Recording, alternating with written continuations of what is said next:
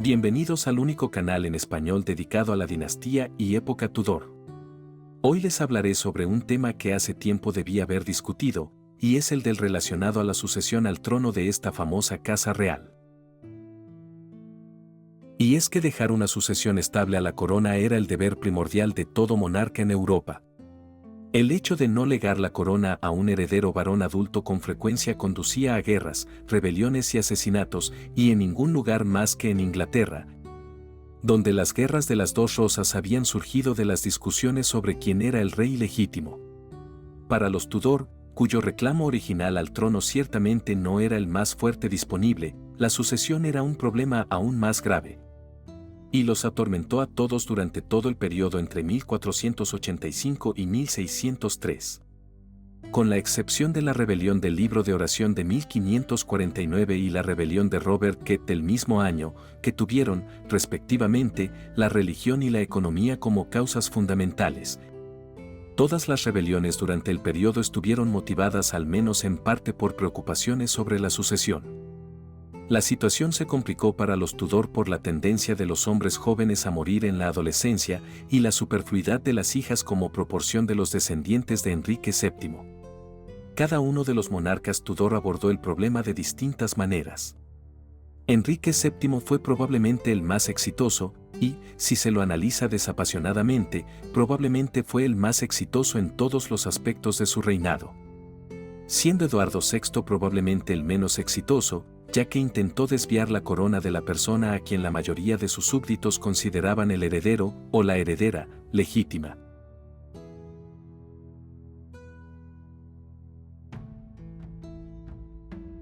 En Inglaterra, las reglas de sucesión no eran en blanco y negro. A diferencia de Francia, que tenía una estricta ley sálica, que no solo excluía a las mujeres del trono, sino que también se negaba a reconocer derechos a través de una mujer, Inglaterra no tenía una posición clara. La reclamación de Ricardo, duque de York, se basaba en el hecho de que descendía por línea femenina del segundo hijo de Eduardo III, mientras que los reyes de Lancaster descendían por línea masculina, pero del tercer hijo. La reclamación de Inglaterra al trono de Francia también se hacía por línea femenina, lo que es una, entre muchas, de las razones por las que los franceses la rechazaron. Sin embargo, aunque, en principio, la sucesión por línea femenina podría ser aceptable, la situación no se había presentado en Inglaterra desde la muerte de Enrique I, cuando su hija, la emperatriz Matilde, fue apartada del trono por su primo varón. En la época de la batalla de Bosworth, si se siguen las reglas estrictas de herencia a través de los varones, el rey legítimo era Edward, conde de Warwick, en lugar de su tío, Ricardo III, suponiendo que Eduardo V y su hermano estuvieran muertos. Ricardo pasó por alto a Warwick, que supuestamente fue inhabilitado debido a la proscripción de su padre, George, duque de Clarence. Solo después de Warwick, la reclamación de Ricardo III fue válida y, una vez que el hijo de Ricardo murió, no hubo más descendientes varones de un rey anterior sin mujeres intermedias, desde la conquista normanda. Claramente, la herencia femenina tenía que ser aceptada. La mujer con el mejor derecho era la hija de Eduardo IV, Isabel de York, seguida de sus hermanas, Ana, Catalina y Brígida, una monja. Isabel de York, por lo tanto, tenía el derecho más alto. Ricardo III, habiendo suplantado a los hijos de sus hermanos mayores, ignoró a los de sus hermanas mayores y nombró a los hijos de la Pole de su hermana Elizabeth, duquesa de Suffolk, como sus herederos.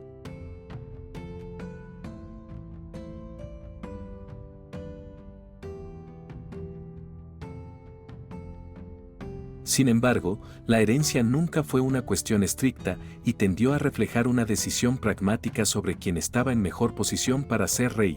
Así, la deposición de Ricardo II, hijo de un hijo mayor, y su reemplazo por Enrique IV, hijo de un tercer hijo, a comienzos del siglo XV, tuvo éxito porque una parte suficiente de la nobleza del país prefería a Enrique antes que a Ricardo, a quien consideraban tiránico. De manera similar, y años más tarde, se había acordado la ascensión al trono de Ricardo de York en preferencia al hijo de Enrique VI, Eduardo de Westminster, porque Enrique VI fue un fracaso absoluto como rey. La propia pretensión de Enrique VII nunca se discutió en detalle. Era un hombre adulto, había ganado la corona en batalla, era descendiente de Eduardo III y estaba dispuesto a casarse con Isabel de York. Eso era suficiente. La pretensión superior de su madre no era algo que ella jamás dio la más mínima indicación de querer insistir. El otro factor que complicaba la situación era la naturaleza mal definida del matrimonio y la legitimidad. No hubo un consenso unánime sobre lo que constituía el matrimonio, la necesidad de consumación era objeto de debate, pero generalmente se aceptaba. Y había reglas que prohibían casarse con alguien que tuviera un parentesco demasiado cercano. El Papa podía conceder una dispensa para estas reglas de consanguinidad, pero con frecuencia se solicitaban anulaciones con el argumento de que la relación era más estrecha de lo que la pareja inicialmente sabía, o de lo que había sido dispensada. Como las familias reales y nobles de Europa estaban estrechamente interconectadas, era casi imposible encontrar un cónyuge con el que casarse sin una dispensa. Por ejemplo, Enrique VII e Isabel de York eran primos terceros, es decir, tenían tatarabuelos comunes, Juan de Gante y Catalina Swynford. Enrique VIII estaba emparentado con todas sus esposas, excepto con Ana de Cleves, dentro de los niveles que requieren una dispensa. Una vez establecido como rey, Enrique VII rápidamente cerró su parte del trato con los partidarios de York que lo habían preferido a él por encima de Ricardo III. Se casó con Isabel de York y unió sus derechos, representados gráficamente en una floración de rosas Tudor que cubría todas las superficies imaginables. Eficiente en todo, Enrique se puso manos a la obra para proporcionar un heredero varón, y unos 8 meses después del día de la boda, el nuevo rey y la nueva reina dieron en el blanco por primera vez con un hijo sano. A Arturo, que iba a ser la encarnación de una nueva era, le sucedieron Margaret, Enrique, María y Edmundo. Esta guardería real no fue la menor de las ventajas que Enrique VII pudo mostrar frente a los intentos de arrebatarle la corona por parte de las rebeliones de Lambert Simnel y Perkin Warbeck. Ambos fueron intentos de los yorkistas acérrimos de restablecer el linaje de Ricardo de York. Desafortunadamente, ninguno de sus títeres resultó del todo convincente como los príncipes perdidos hace mucho tiempo, aunque la identidad de Perkin Warbeck sigue generando especulaciones.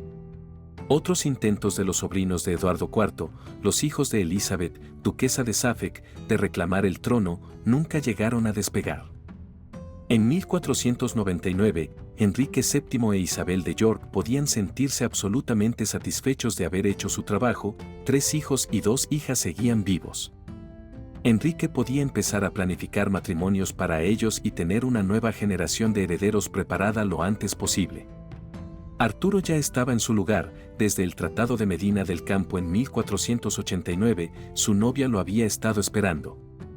Catalina, hija de los reyes católicos de Castilla y Aragón, debía ser enviada a Inglaterra lo antes posible después de cumplir 15 años, es decir, en cualquier momento después de diciembre de 1500.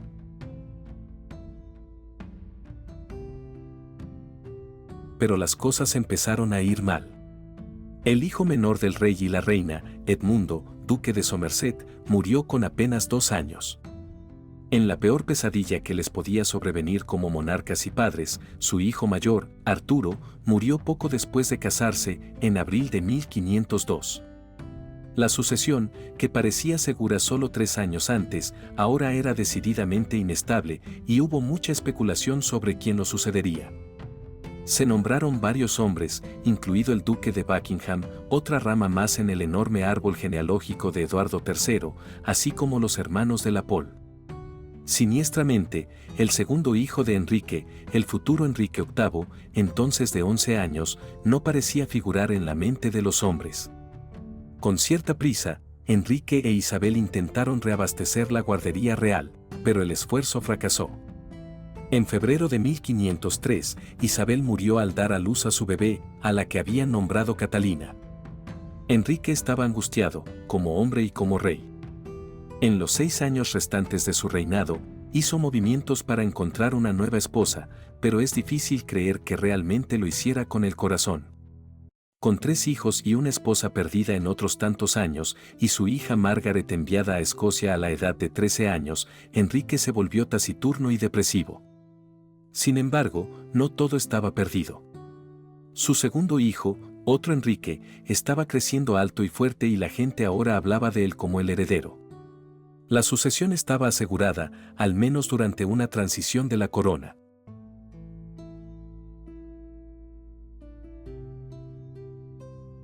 Los primeros 5 en la línea de sucesión a la muerte de Enrique VII eran sus hijos, Enrique, Margaret y María, seguidos por su cuñada, Ana de York, casada con Thomas Howard, conde de Surrey, pero sin hijos. Luego Catalina de York, casada con William Courtenay, conde de Devon, con 2 hijos. Hubo una complicación, ya que los partidarios de Ricardo III habían afirmado que los hijos de Eduardo IV, incluidas Isabel, Ana y Catalina, eran ilegítimos. Así que, si se los ignoraba, estaba Margaret Plantagenet, Lady Paul, más tarde condesa de Salisbury, hija del hermano de Eduardo IV y hermana del difunto conde de Warwick. También estaban los descendientes de las hermanas de Eduardo IV, o, más lejanamente, los numerosos otros descendientes de Eduardo III, todos con mujeres en la línea.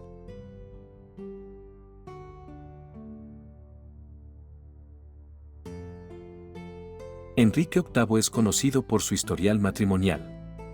6 esposas y 2 amantes conocidas, pero solo 4 hijos y ningún nieto. ¿Qué salió mal? A las pocas semanas de convertirse en rey, Enrique se casó con la viuda de su hermano, Catalina de Aragón. El matrimonio se había planeado desde poco después de la muerte de Arturo, pero no se llevó a cabo, en parte debido a la juventud de Enrique. Y en parte porque Enrique VII y el padre de Catalina no pudieron ponerse de acuerdo sobre los acuerdos financieros. La pareja de recién casados fue coronada junta el 29 de junio de 1509 y rápidamente demostró que conocían su deber. Catalina quedó embarazada casi inmediatamente y se esperaba que diera a luz a su primer hijo en marzo de 1510. En enero de ese año sufrió un aborto espontáneo. Un acontecimiento de este tipo fue decepcionante, pero no inusual. Catalina se quedó embarazada de nuevo y llevó el embarazo a término. Para gran deleite del rey, la reina y el país, el 1 de enero de 1511 nació un príncipe, que se celebró con el mayor torneo de todo el reinado de Enrique. Desgarradoramente, el niño Henry, duque de Cornualles, murió a los 2 meses. Por tanto, el heredero de Enrique seguía siendo su hermana, Margaret, reina de Escocia.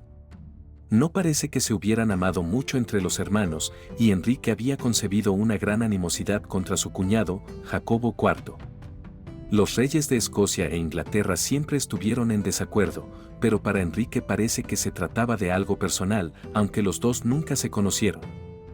Sin embargo, Margaret y Jacobo no habían tenido más suerte que Enrique y Catalina.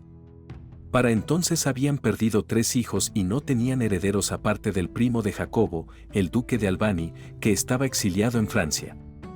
Pero la suerte de la pareja escocesa cambió al año siguiente y Margaret dio a luz a un niño, otro Jacobo, que sobrevivió. A pesar de no tener un heredero inmediato, Enrique decidió proseguir personalmente su guerra en Francia en 1513. Si hubiera muerto en campaña, si la reclamación de Margaret hubiera sido rechazada, lo que es probable, ya que los ingleses no habrían estado contentos con un rey escocés y no habría habido idea de que Margaret gobernaría sola. Ya que estaba destinada a ser controlada por su marido, el siguiente heredero sería el primo de Enrique, Henry Courtenay, conde de Devon. Devon era hijo de la hermana de Isabel de York, Catalina. Afortunadamente, Enrique no murió en campaña, pero su rival, Jacobo IV, fue asesinado en Flodden Field, dejando un heredero de 18 meses, ahora rey Jacobo V, y una esposa embarazada. Este pequeño seguía siendo el pariente masculino más cercano de Enrique.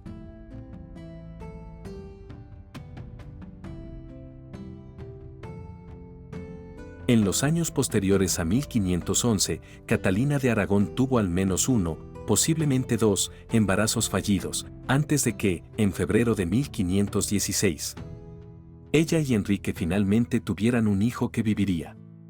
Hubo mucho regocijo, pero también decepción por el género femenino del niño.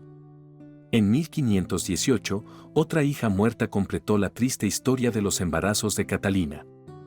Enrique estaba claramente algo afectado por no haber podido producir un heredero varón. Aunque cualquier defecto en la salud o el género de los niños se solía achacar a la mujer, Enrique en varios momentos parece haber cuestionado su virilidad. Sin embargo, en 1519, sus oraciones fueron escuchadas cuando tuvo un hijo. El único problema era que no estaba casado con la madre del niño. Los temores por la sucesión comenzaron a crecer.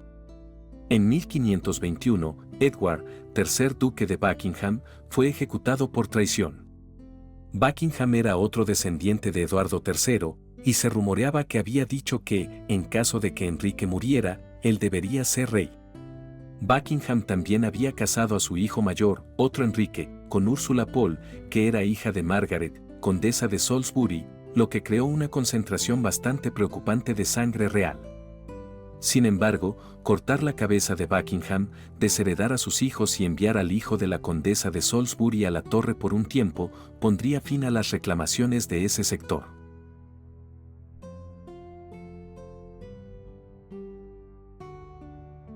Pasó el tiempo y en 1524 estaba claro que no habría más hijos para Enrique y Catalina. Este rey se enfrentó a un terrible dilema. Si aceptaba a su hija, María, como heredera, sería la primera vez desde 1135 que una mujer era nombrada heredera al trono. Y eso no había resultado bien en el siglo XII. Pero los tiempos habían cambiado, y desde el siglo XII había habido algunas reinas y muchas más regentes en Europa que habían gobernado con competencia. No muy lejos estaban la abuela de María, Isabel de Castilla, una de las monarcas medievales más exitosas, o la extremadamente capaz Margarita de Austria, regente de los Países Bajos primero para su padre, el emperador Maximiliano, y luego para su sobrino, el emperador Carlos V. El problema era que María Tudor se casaría, y su marido, incluso si no tomara la corona, estaría introduciendo su linaje, para reemplazar al de Enrique. María era una niña inteligente y atractiva, por lo que Enrique decidió tantear el terreno nombrándola de hecho, aunque nunca de nombre, princesa de Gales. En 1525 la enviaron a Ludlow para presidir el Consejo de Gales, como habían hecho su tío Arturo y su tío abuelo, el desaparecido rey Eduardo V. Algún tiempo antes, ella había estado comprometida con su primo, el emperador. Tal vez tener una emperatriz como reina de Inglaterra no fuera tan malo, aunque eso tampoco había ayudado en 1135. Enrique tenía otra opción, su hijo ilegítimo, Henry Fitzroy. Decidió sacar al niño de la relativa oscuridad, darle títulos reales y una casa digna del hijo de un rey para ver si eso sería una mejor opción que una hija. Henry Fitzroy fue nombrado duque de Richmond y Somerset, títulos que ostentaba por última vez Enrique VII, que había sido conde de Richmond, y el hermano pequeño de Enrique VIII, que había muerto en 1500. El rey también envió a su hijo bastardo al norte como Lord Presidente del Consejo del Norte.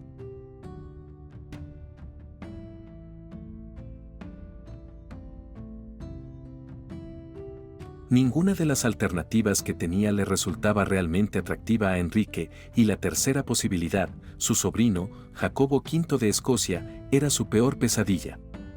Durante la minoría de edad de Jacobo, Enrique había hecho esfuerzos por poner Escocia bajo el control de Inglaterra.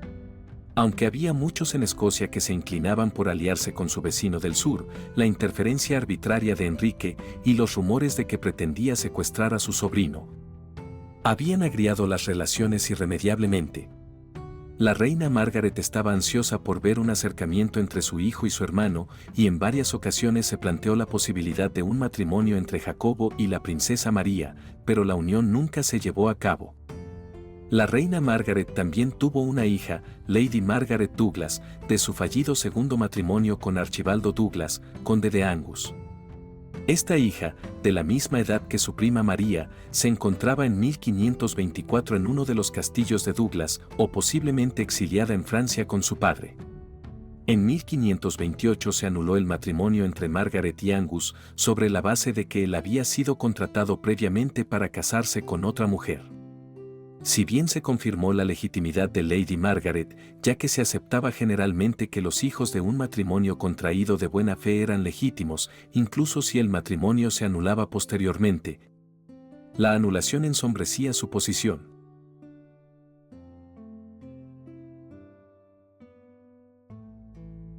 También existía la posibilidad de herederos a través de la línea de la hermana menor de Enrique, María, la reina consorte francesa. Después de un matrimonio de estado con Luis XII de Francia en 1514, esta María se había casado con Charles Brandon, duque de Suffolk. Un matrimonio que generalmente se consideraba muy por debajo de su dignidad, ya que Brandon era hijo de un simple caballero y solo fue ascendido a ducado porque era el amigo más cercano de Enrique. En 1525, los Suffolk tenían 3 hijos vivos: Henry, conde de Lincoln, nacido en 1523, Lady Frances Brandon, nacida en 1517, y Lady Eleanor Brandon, nacida en 1519. El matrimonio de los Suffolk también era cuestionable.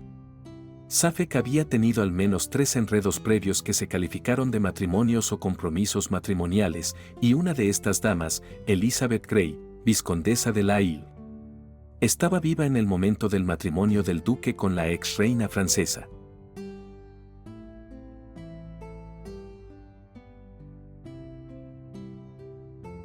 En algún momento de 1525, Enrique VIII examinó en detalle el asunto de su matrimonio y su falta de hijos legítimos, y concluyó que su matrimonio estaba maldito porque se había llevado a cabo en contra de la ley de Dios. Este rey era un hombre inteligente y culto.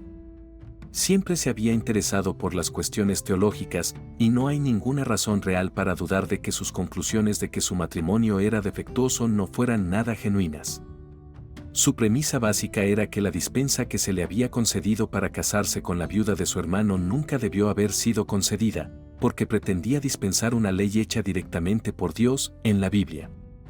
El Papa solo tenía el poder de dispensar reglas hechas por el hombre. Obviamente, si el pequeño duque de Cornualles hubiera vivido, Enrique no habría cuestionado su matrimonio, pero, al buscar razones para su falta de herederos, esto pareció señalar el camino. El asunto se complicó en ese momento, y para siempre después, por el hecho de que, por la misma época, Enrique se enamoró de otra mujer, Ana Bolena.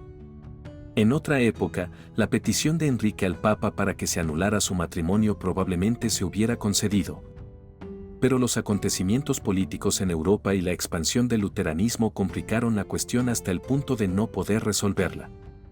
Las aguas también se enturbiaron cuando Enrique solicitó simultáneamente una dispensa para casarse con Ana Bolena, a pesar de que se había acostado con su hermana, creando la misma categoría de relación con Ana que tenía con Catalina. Sin duda, Enrique evitó el absurdo lógico consolándose a sí mismo con que no había ninguna prohibición en la Biblia contra casarse con la hermana de una amante. En 1533, Enrique se casó finalmente con Ana, aunque no fue hasta varios meses después cuando su primer matrimonio fue declarado inválido. Una sentencia que la gran mayoría de sus súbditos y toda Europa tomaron con mucha cautela. El matrimonio era necesario, ya que Ana estaba embarazada y, en opinión de Enrique, estaba segura de que daría a luz un hijo. No se hizo ningún comentario inmediato sobre la legitimidad de su primogénita, María, cuando el matrimonio de sus padres fue declarado inválido. Se aceptó en general que los hijos de un matrimonio contraído de buena fe eran legítimos, incluso si el matrimonio fue posteriormente anulado. Es posible que, si el hijo de Ana hubiera sido un niño, María no hubiera sido proclamada ilegítima, pero cuando nació la segunda hija del rey, Isabel, María tuvo que ser declarada ilegítima o ella, como la mayor, habría sido su heredera. Henry Fitzroy nunca pudo ser legítimo, ya que sus padres no se habían considerado casados.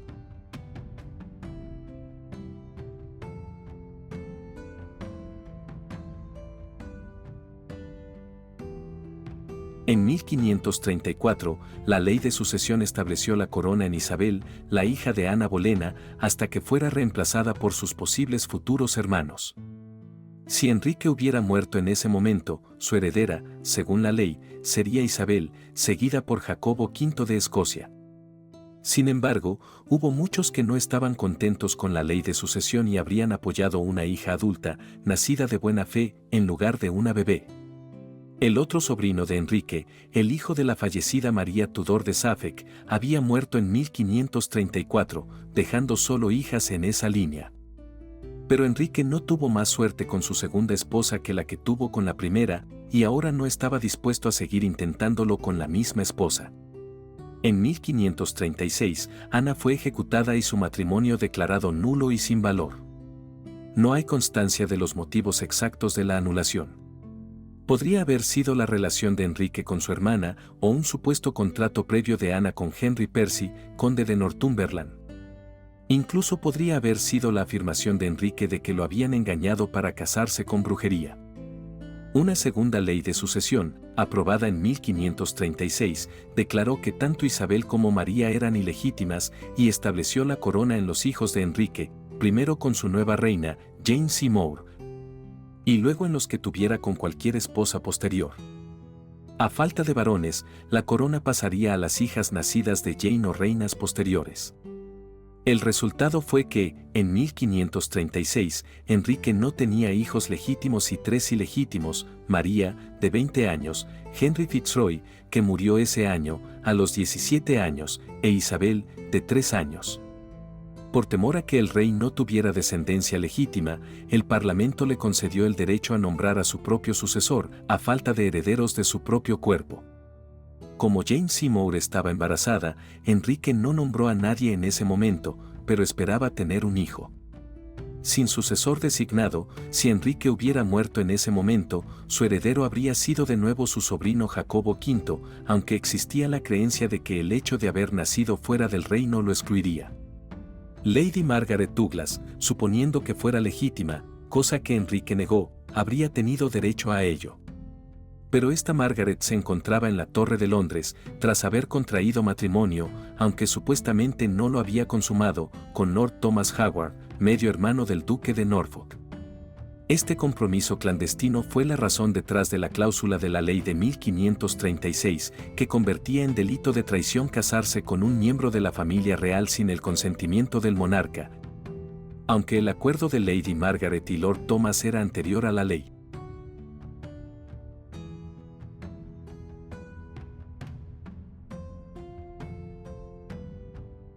Las preocupaciones sobre la sucesión fueron uno de los factores que motivaron la peregrinación de gracia de 1536. Los rebeldes querían que la sucesión quedara asegurada en Lady María, por miedo a un rey escocés. Cualquiera que fuera la opinión de Enrique sobre la herencia femenina, sus súbditos la habrían preferido por encima de una línea escocesa. También se propuso que María se casara con Reginald Pole, hijo de Margaret, condesa de Salisbury, y por lo tanto un contendiente a la sucesión. Con el nacimiento del príncipe Eduardo en octubre de 1537, Enrique y el país respiraron aliviados. El niño vivió y prosperó, y Enrique pudo sentir que había cumplido con su deber. Pero tener un solo hijo seguía siendo arriesgado. Durante el periodo de 1539 a 1541 hubo una limpieza general de los herederos potenciales de Enrique. Henry Pole, barón Montague, hijo de Margaret, condesa de Salisbury, y Henry Courtenay, marqués de Exeter, hijo de Catalina de York, fueron ejecutados por traición, al igual que la anciana condesa, tras la conspiración de Exeter. El hijo de este último, Edward, fue a parar a la Torre de Londres, de donde no salió hasta 1553. Los otros hermanos Paul, Geoffrey y Reginald, que estaba en el exilio, fueron acusados de traición. No se dijo nada sobre Úrsula Pole, ni sobre sus numerosos hijos.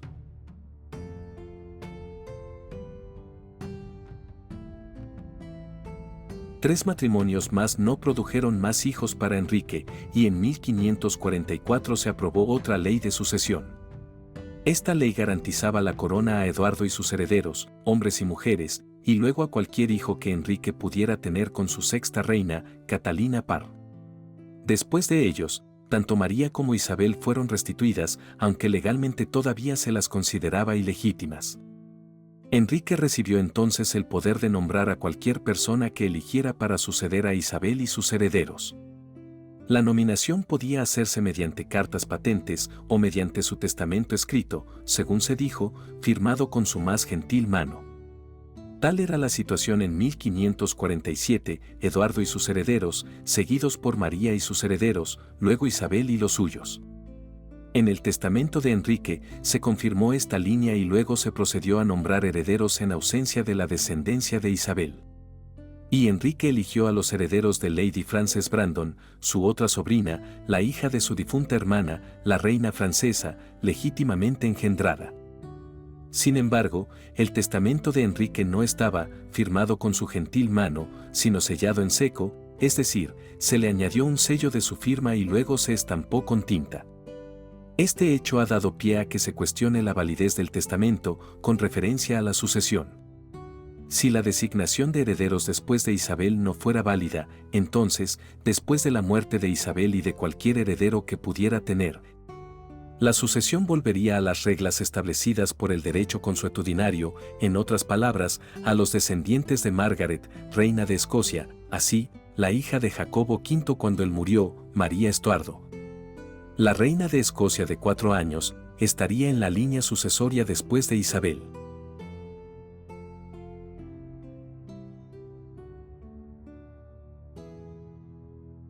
Cuando Eduardo VI heredó la corona tenía solo 9 años.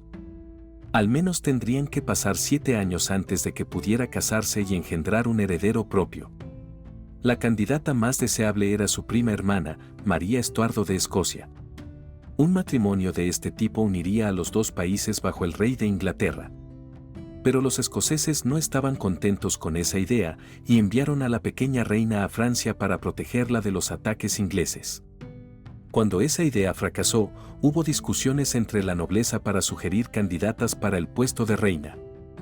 No es de extrañar que el tío materno de Eduardo, Edward Seymour, ahora duque de Somerset y Lord Protector, fuera considerado partidario de un matrimonio entre el rey y su hija, Lady Jane Seymour. Otra posibilidad era Lady Jane Grey, la mayor de las 3 hijas de Lady Frances, que fue promovida vigorosamente por el tío materno más joven del rey, Thomas Seymour. El propio Eduardo parece haber pensado que podía hacerlo bastante mejor que sus primos. Él quería casarse con una princesa, bien nutrida y llena de joyas. Podemos inferir que se refería a una dama con vastas posesiones, en lugar de una que se hubiera excedido en el gasto de la oca de Navidad.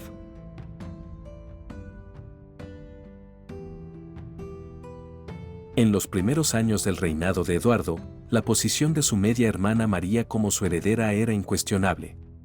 Pero con el tiempo, la relación amorosa que ambos habían mantenido anteriormente se fue a pique en el tema de la religión. María, por razones tanto personales como políticas, era conservadora en religión y no podía reconciliarse con la postura protestante cada vez más radical de Eduardo. Eduardo empezó a temer que, si ella heredaba la corona, echaría por tierra todo su buen trabajo y volvería a imponer el catolicismo, una idea que resultó estar completamente justificada. Así que, aunque entonces no estaba enfermo, en 1552 el joven rey empezó a pensar en cómo debería ser la sucesión, a falta de herederos propios. Comenzó lo que llamó su plan para la sucesión, que pasó por varias iteraciones. Todas las versiones excluían tanto a María como a su segunda hermana, Isabel. No está claro por qué Eduardo quería excluir a Isabel, ya que ella se había sometido voluntariamente a sus reformas protestantes. Puede ser que, lógicamente, sintiera que no podía excluir a una hermana proclamada ilegítima por el Parlamento sin excluir a la otra. También esperaba prescindir de cualquier heredera femenina, por lo que la primera versión dio la línea de sucesión a, primero, los herederos varones de Lady Frances, aunque ninguno estaba entonces vivo, y Lady Frances misma era la hija de la mencionada reina francesa. Segundo, los herederos varones de Lady Jane. Lady Jane Grey era la hija mayor de Lady Frances. Pero entonces ella tenía 15 años y era soltera. Tercero, los herederos varones de Lady Catherine. Lady Catherine Grey era la segunda hija de Lady Frances, tenía 12 años y era soltera. Cuarto, los herederos varones de Lady Mary. Esta era Lady Mary Grey, y era la tercera hija de Lady Frances, tenía 7 años y era soltera. Quinto, los herederos varones de las hijas que pudiera tener Lady Frances, aunque Lady Frances no había estado embarazada durante 7 años. Y por último, los herederos varones de Lady Margaret Clifford, de 12 años. Esta dama también era nieta de la reina francesa, a través de su hija menor, Eleanor Brandon, condesa de Cumberland.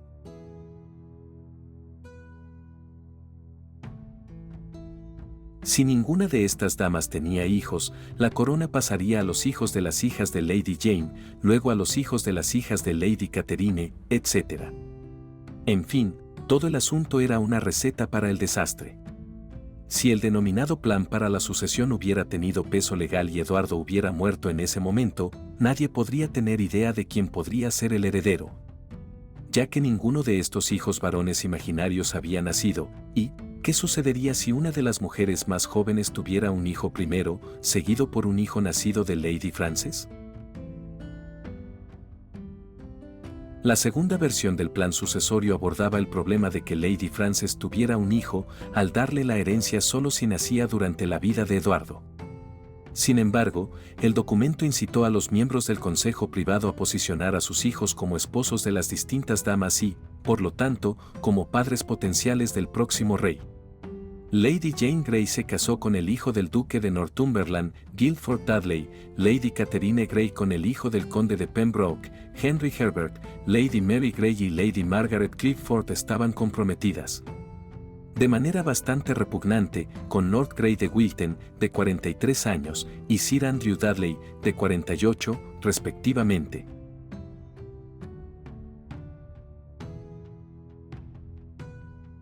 Cuando Eduardo VI se enteró de que se estaba muriendo, se vio obligado a cambiar su plan para que tuviera un efecto más práctico. Es posible que lo haya hecho completamente por su propia voluntad, o puede que haya estado fuertemente influenciado por el duque de Northumberland. El documento se modificó entonces para nombrar a Lady Jane y a sus herederos varones. Con la simple adición de la letra I, el rey enfermo hizo de Jane Grey su sucesora. Por lo tanto, Eduardo se vio obligado a ser sucedido por una mujer, le gustara o no. El plan para la sucesión se emitió en virtud de cartas patentes, pero su validez jurídica era muy precaria. Las cartas patentes no podían revocar una ley del Parlamento, a pesar de que Eduardo contaba con el apoyo, con mayor o menor grado de voluntad, de su consejo privado. A la muerte del rey en julio de 1553, Lady Jane Grey fue proclamada reina.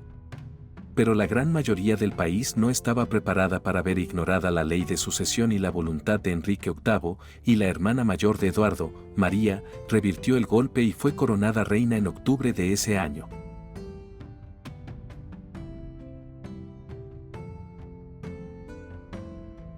La nueva reina tenía 37 años y su heredera, según la ley de sucesión de 1544 y el testamento de su padre, era su media hermana Isabel. Desesperada por tener su propio heredero, María se casó y esperaba tener un hijo. También barajó la idea de cambiar la sucesión. El Parlamento había restablecido la validez del matrimonio de sus padres y su propia legitimidad, y ella se inclinaba por promover a su prima, Lady Margaret Douglas, ahora condesa de Lennox, como su heredera. Lady Lennox era una buena católica y tenía 2 hijos, Henry Stuart, Lord Darnley, y Lord Charles Stuart, aunque su propia legitimidad, como se señaló anteriormente, había sido cuestionada. María no estaba inclinada a preferir a la escocesa María Estuardo, ya que esta última estaba casada con el hijo del rey de Francia, y María, como todos los monarcas ingleses, veía a Francia como su archienemigo.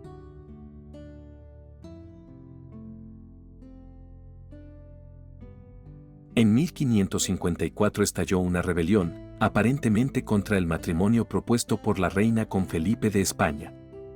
Si los rebeldes hubieran tenido éxito, planeaban que Isabel se casaría con Edward Courtenay, hijo del marqués de Exeter mencionado anteriormente y liberado de la torre tras la ascensión de María, y que los dos reinarían juntos.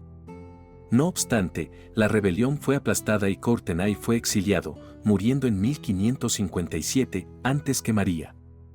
Otro posible heredero era Reginald Pole. Había sido llamado de vuelta del exilio y ahora era arzobispo de Canterbury, por lo que, como sacerdote célibe, no era una perspectiva realista. Sin embargo, su sobrino, Thomas Stafford, hijo de Ursula Pole, se alzó y reclamó el trono. Pero muy pocas personas prestaron atención a sus afirmaciones y Stafford fue ejecutado. Desafortunadamente para María, ella no tuvo hijos, aunque redactó su testamento creyendo que estaba embarazada. No nombró un heredero, simplemente se refirió a su heredero designado por ley. En las últimas semanas de su vida, la reina aceptó que ese heredero sería Isabel.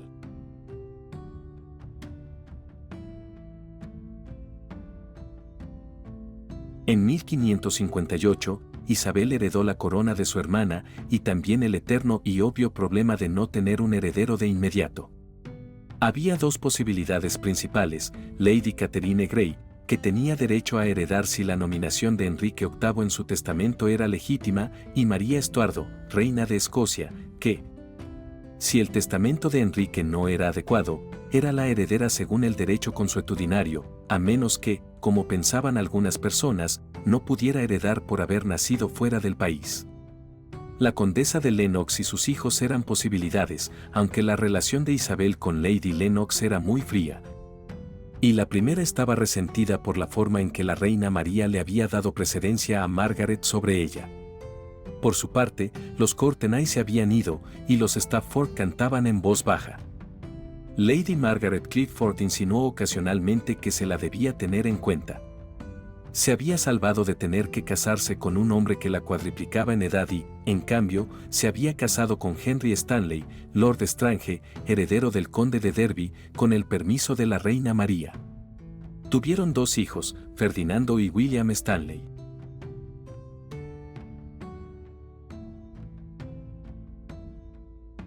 Pero Isabel estaba absolutamente decidida a no nombrar a ningún heredero.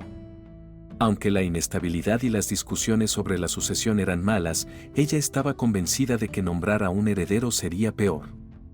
Durante el reinado de su hermana hubo frecuentes intentos de involucrarla en complots, e Isabel no quería tener a alguien encima de ella, esperando a que muriera, ni exponer a nadie a las dificultades de ser cortejado por rebeldes. Sus propias inclinaciones eran hacia las pretensiones de María Estuardo, reina de Escocia, y afirmó que no conocía a nadie con mejores pretensiones. Sin embargo, Isabel no confirmaría nunca a la escocesa como su heredera.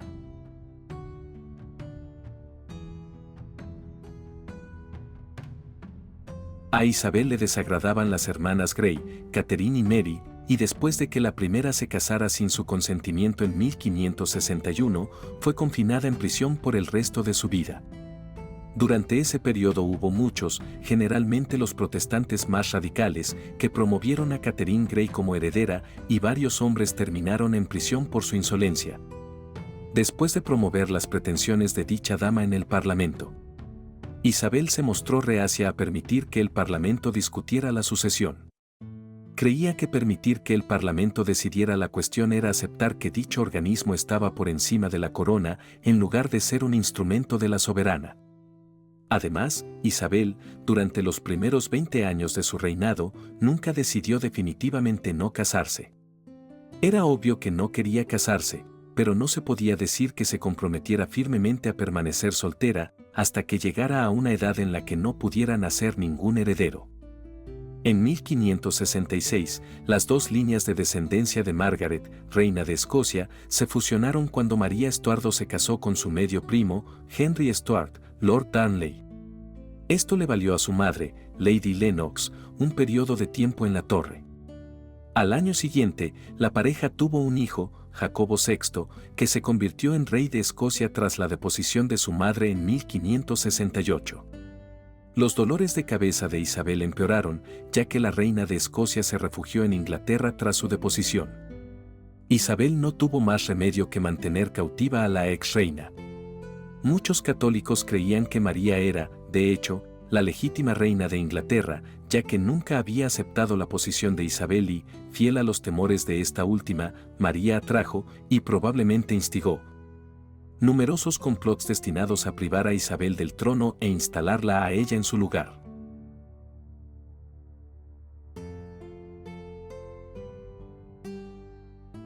Los posibles sucesores se multiplicaron. Además de María y Jacobo de Escocia, estaban los hijos de Lady Catherine Grey, Edward y Thomas Seymour. El matrimonio de su madre había sido declarado inválido y los dos eran considerados ilegítimos, pero la realidad era que muchos creían que el matrimonio era bueno. El hijo mayor de Margaret Clifford, Ferdinando Stanley, también se había casado y, en el momento de su muerte, en vida de su madre, tenía una hija, Anne Stanley, más tarde condesa de Castlehaven, nacida en 1580, así como un hermano menor.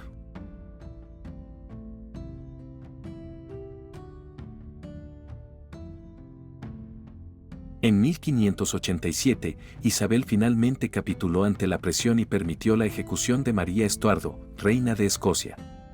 Como el hijo de esta, Jacobo, había sido criado como protestante y la enemistad entre los dos países había disminuido desde el reinado de Enrique VIII, su posición parecía la más fuerte, aunque, según el testamento de Enrique VIII, había otros delante de él, siendo esos los descendientes de Lady Catherine Grey y Lady Margaret Clifford. Otra candidata que se convirtió en una gran favorita hacia el final del reinado de Isabel fue Lady Arabella Estuardo. Nacida en 1575, era hija de Lord Charles Stuart, hijo menor de la condesa de Lennox. El matrimonio de sus padres, nuevamente sin el consentimiento de la reina, había brindado a Lady Lennox otro periodo en la torre. Lady Arabella estaba siendo criada por su abuela materna, Bess de Hardwicke, condesa de Shrewsbury. Para aquellos que preferían la línea de la hermana mayor de Enrique VIII a la de su hermana menor, Arabella parecía la candidata ideal. Su género, por supuesto, era un inconveniente, pero fue criada como protestante y se la consideraba completamente inglesa, a diferencia de su primo, Jacobo VI de Escocia. Hacia el final del reinado de Isabel hubo rumores, los cuales Arabella negó enérgicamente, de que planeaba casarse con el nieto de Lady Catherine Grey, William Seymour, y unir sus reclamos.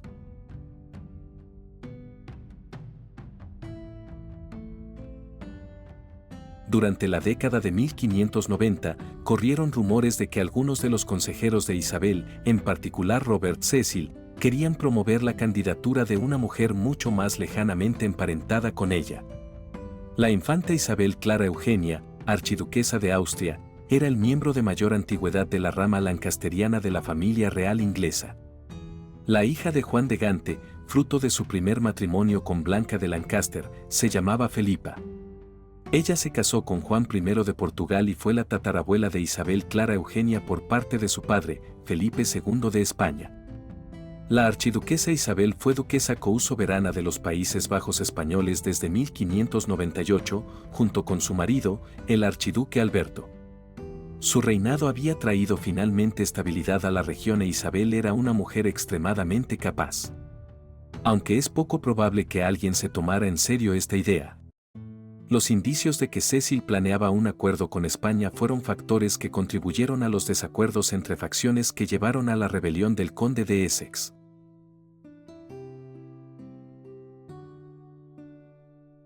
Pero a pesar de los rumores que circulaban sin cesar, Isabel siguió negándose a que se le presionara para que nombrara un heredero. Se limitó a decir que, a su muerte, heredaría la persona con más derecho. Al final, cuando llegó el momento de su muerte, sus consejeros la presionaron para que nombrara a su sucesor. Se afirmó que, en su lecho de muerte, Isabel nombró a Jacobo VI de Escocia, con las palabras de que solo un rey era apto para suceder a una reina. Esto concordaría con su posición original de que María Estuardo tenía el mayor derecho a sucederla, pero también concordaba bien con la posición de su consejero principal, Robert Cecil, que llevaba algún tiempo congraciándose con Jacobo.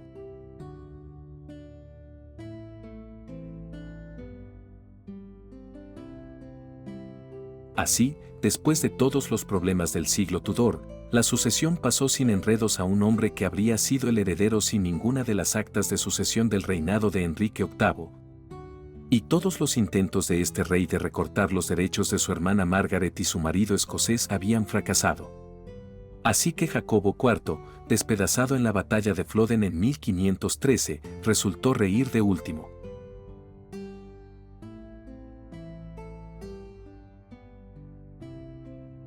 La sucesión Tudor fue una historia de ambición, intriga y giros inesperados. Enrique VIII diseñó cada detalle de la línea sucesoria, pero al final, el destino se burló de sus planes. Su hija Isabel, la última gran soberana Tudor, dejó el trono sin pronunciar el nombre de su heredero, y la corona pasó a un Estuardo, el hijo de la reina a la que ella misma había condenado a muerte.